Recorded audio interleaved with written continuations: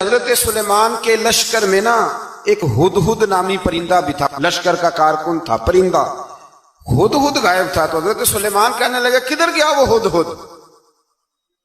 نظر نہ آج آیا سخت سزا دوں گا، یہاں تو کوئی اچھی خبر لائے گا، کیونکہ وہ ہدہد پرندہ جاتا تھا تو خبریں لا کے دیتا تھا، ورنہ سزا دوں گا۔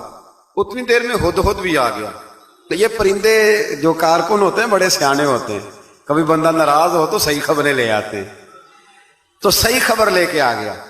آتے ہی آ کے بیٹھا تو اس نے حضرت سلیمان علیہ السلام نے کہا کہاں تھے؟ عرض کرنے لگا حضور میں ملک سبا گیا تھا، وہاں ایک عورت حکمرانی کرتی ہے، اس کا نام بلقیس ہے، بہت بڑے تخت پہ بیٹھتی ہے، 80 گز اس کا تخت لمبا ہے، 40 گز چوڑا ہے، اور شاید 80 من کے 80 ٹن اس کا وزن ہے۔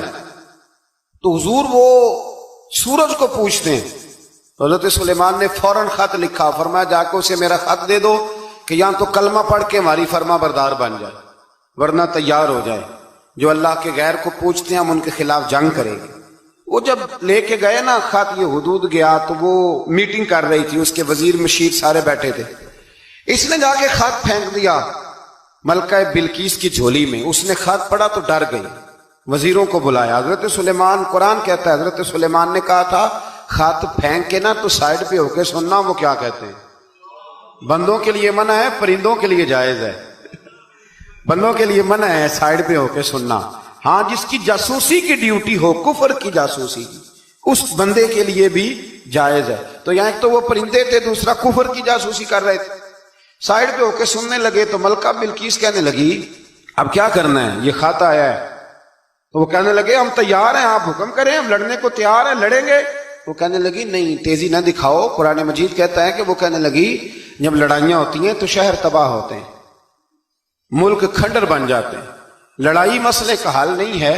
انہوں نے کہا کہ میں نبی ہوں، ایک دفعہ آزما لیتے ہیں کہ نبی ہیں کہ نہیں، معاذ اللہ آزما لیتے ہیں۔ کہا کیسے؟ کہنے لگی تحفے تحائف بھیجتے ہیں، اگر مال پر دل للچا گیا تو پھر نبی نہیں بادشاہ ہے، اور اگر مال پر دل للچایا نہ تو پھر اللہ کے کامل بندے۔ یہ فرق اس نے اس وقت بیان کیا۔ اس نے 500 کنیزیں، 500 غلام، بڑے شاندار لباس پہنا کے، 500 گھوڑا بڑا تگڑا، اس کے اوپر مال و اسباب رکھ کے تیاری کرا کے حضرت سلیمان کی طرف بھیجا۔ ہدہد پہلے سے خبر لے کے آ گیا، حضور اس نے یہ پروگرام بنایا ہے۔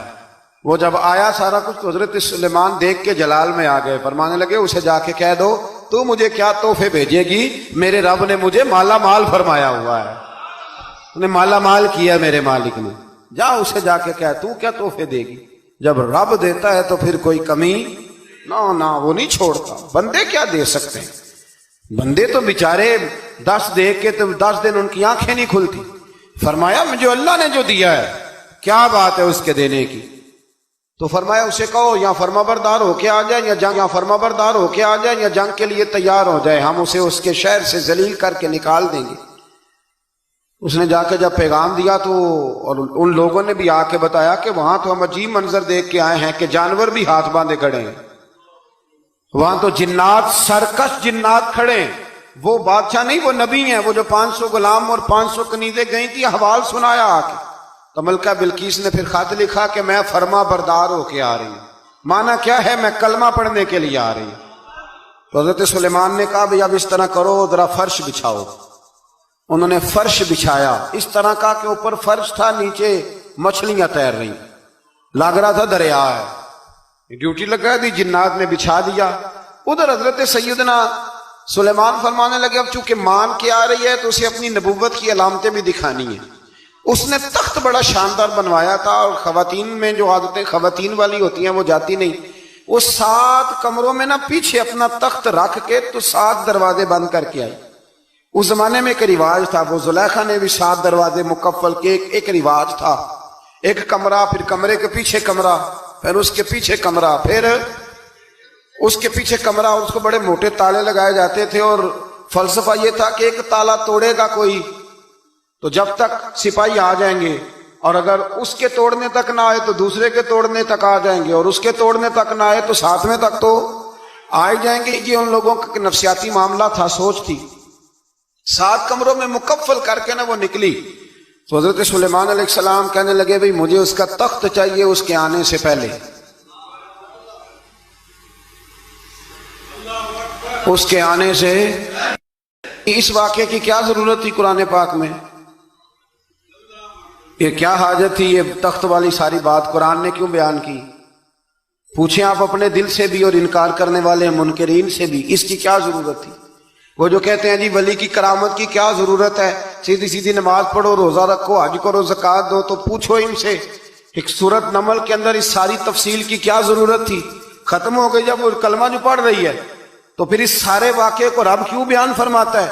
حضرت سیدنا سلیمان فرمانے لگے تخت چاہیے، اور چاہیے اس کے آنے سے پہلے. قال عفریت من الجن، جنوں میں سے ایک بہت بڑا جن بولا، کہنے لگا حضور آپ کا یہ تخت برخاست ہونے سے پہلے لے آؤں گا. یہ جو آپ میٹنگ کر رہے ہیں نا، یا آپ فیصلے ختم، کچھ نے لکھا صبح سے شام تک میٹنگ ہوتی ہے اور اس کو آنے میں پتہ نہیں کتنے دن لگیں گے، تو میں یہ برخاست ہونے سے پہلے. اور کچھ نے کہا جی آپ شرط کیوں لگاتے ہیں کہ صبح سے شام تک ہوتی؟ اس جن نے کہا جی آپ 10 منٹ میں فارغ ہو جائیں، آپ فارغ ہوں گے تو تخت آ جائے گا. مفسرین نے لکھا ہے کہ جب قرآن کہتا ہے کہ اس نے کہا کہ آپ کے فارغ ہونے سے پہلے، تو اس کا مطلب ہے کہ جب آپ اٹھیں گے یہ جگہ خالی کر دیں گے تو تخت یہاں کیویں ہزاروں میل کا فاصلہ ہے آ جائے گا، پر ہوائی جہاز پہ کارگو کرا کے جی DHL کے ذریعے کیسے آئے گا؟ وہ آئے گا تو بس آئے گا. تو حضرت سلیمان کی تو بادشاہت تھی نا زمانے پہ، فرمانے لگے نہیں نہیں تو لیٹ ہے، تو لیٹ ہے، تو ہمیں جانتا ہی نہیں. ایٹ سٹ تے پکھڑا کوار گندل، اسی اور بھی بوٹیاں جاننے ہاں، یہ تو لیٹ ہے. اور بھی بوٹیاں جاننے ہاں، یہ تو لیٹ ہے، ابھی ہماری طاقت اس سے زیادہ ہے. بڑی کمال بات لکھی ہے لکھنے والوں نے. ایک مفسر نے لکھا ہے کہ ابھی حضرت سلیمان نے غلاموں سے منگوایا ہے،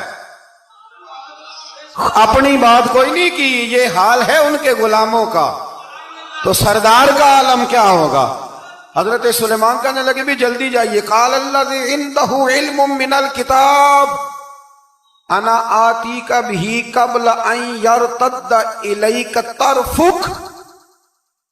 تو اٹھا ان میں سے وہ جس کے پاس کتاب میں سے علم تھا، ساری کتاب کا بھی نہیں، علم من الکتاب، کتاب. وہ اٹھے جن کے پاس کتاب میں سے علم تھا، تو وہ اٹھ کے کہنے لگے حضور میں لے آؤں گا. کب؟ آپ کے آنکھ جھپکنے سے. نہیں، آنکھ جھپکنے سے. بندہ تھا جن تھا؟ جن کی تو بات مانی نہیں انہوں نے. کیا کہا؟ آنکھ جھپکنے سے. میں آنکھ جھپکنے سے پہلے لے آؤں گا. تو حضرت سلیمان کہنے لگے تو ٹھیک ہے چل لا پھر لا. پھر آنکھ جھپکنے سے پھر وہ تخت آ گیا. حضرت سلیمان سے پوچھا یہ کیا ہے؟ قال ھذا من فضل ربی. فرمانے لگے کچھ بھی نہیں. حضرت سلیمان کہنے لگے یہ میرے رب کا فضل ہے. بہرحال اس ولی کا نام تھا آصف بن برخیا. آصف بن برخیا جی حضرت سلیمان کے وزیر تھے. وہ آئی ملکہ بلقیس، اور جب وہ آئی نا تو اس نے دیکھا کہ یہ تو آگے سامنے حضرت سلیمان بیٹھے ہیں، اور جو رستہ ہے نا درمیان میں وہ فرش ہے کہ دریا ہے سمجھ نہیں آ رہی. تو اس نے نا اپنا یوں کر کے اوپر کپڑا اٹھانا شروع کر دیا کہ نیچے پانی ہے. تو حضرت سلیمان کہنے لگے چلتی آ، نیچے کچھ بھی نہیں. اس نے پیر رکھا، نیچے مچھلیاں بھی تیرتی جا رہی تھیں. حضرت سلیمان علیہ السلام، آج بھی اللہ نے توفیق دیا نا لوگوں نے اس طرح کی تعمیرات بعد میں کی ہیں، لیکن اس کے موجد، اس کے پہلے بنانے والے حضرت سلیمان ہیں اللہ کی دی ہوئی توفیق سے. تو وہ ملکہ آپ کے پاس آئی، پھر وہ آپ کی فرما بردار ہو گئی. اور بعد مفسرین نے یہ لکھا ہے کہ اس نے جب کلمہ پڑھا تو پھر اس کا نکاح بھی حضرت سلیمان سے ہوا. یہ بھی بعض لوگوں نے لکھا ہے. تو اس سارے واقعے کو قرآن مجید نے بیان فرمایا.